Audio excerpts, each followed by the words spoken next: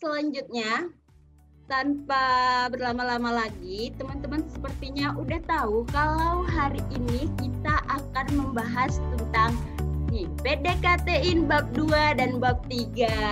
Nah, pada Bapak Adrio dipersilahkan.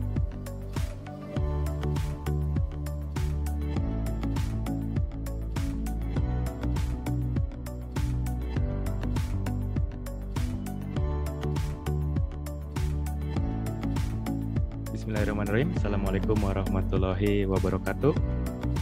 Suaranya aman ya teman-teman? Aman Bapak. Baik, sebuah kebanggaan ya buat saya bisa tampil di sini. Aku pengen mengutip dulu sebuah quote ya dari salah satu film seri favorit aku, si Gatsu wa Kimi no Uso atau Your Lies in April ya bahasa Inggrisnya. Jadi Kose Arima itu pernah berkata ya, dan dia berkata mengutip juga dari Mozart ya. Mozart berkata, pergilah ke sebuah perjalanan ya, dalam sebuah perjalanan. Aku tidak memiliki ide apa yang ada di depan, tapi aku telah mengambil langkah pertama.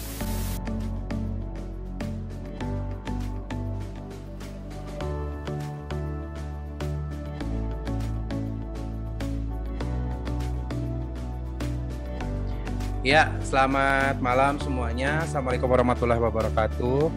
Ya, hari ini saya ucapkan terima kasih sama panitia atas kesempatannya untuk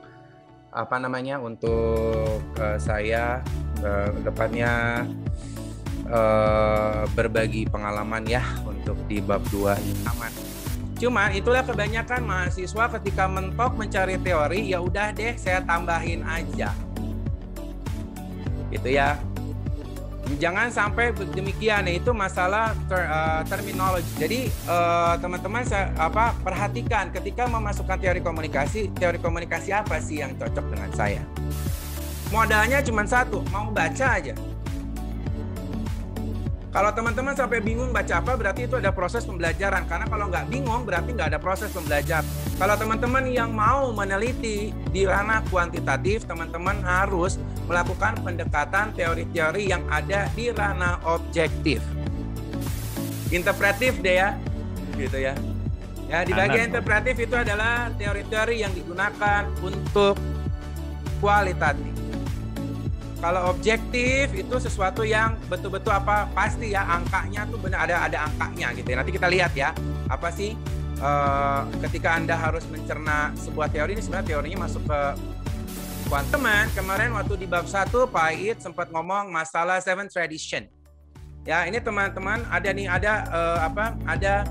wilayah-wilayahnya teman-teman. Ini ya kayak socio-psychological, cybernetic, rhetorical, itu pasti wilayahnya ke kuantitatif ya. Objektif itu pegangannya adalah kuantitatif ya.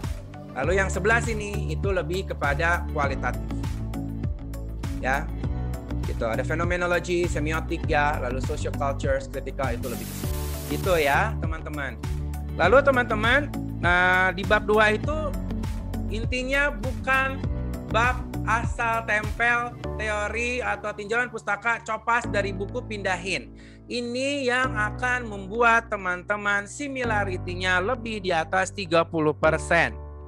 Rata-rata similarity itu terjadi di bab 2 dan bab 3. Kalau bab 1 sampai banyak similarity, artinya Anda copas dari pemikiran orang lain.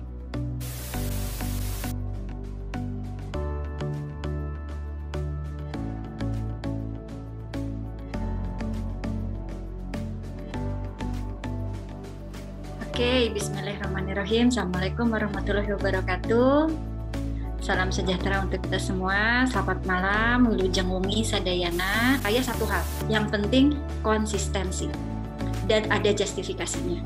Jadi nanti mau pakai mazhab yang mana ketika menentukan paradigma penelitian, ketika teknik pengumpulan, ketika metodenya yang mana, apakah itu metode, apakah itu pendekatan, apakah itu metode, apakah itu teori.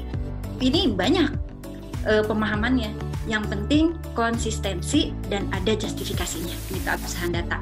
Mau jenis apapun penelitiannya, metode apapun, tidak jauh lah. Keywords-nya adalah ini.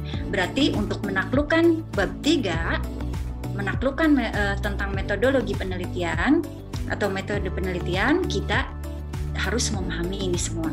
Minimal tahu dulu lah caranya gitu ya, desainnya dengan cara apa nih. Itu adalah metode penelitian. Mau pakai number, mau pakai kuesioner begitu ya, atau mau interview, atau mau studi dokumentasi, meneliti teks gitu ya, meneliti teks atau verbal gitu. Nah, itu adalah metode, alatnya, alat untuk meneliti. Yang mana ini biasanya, usually but not always, kuantitatif. Post-positivism, usually but not always, kualitatif. Dari sumber yang saya baca, ini beda-beda.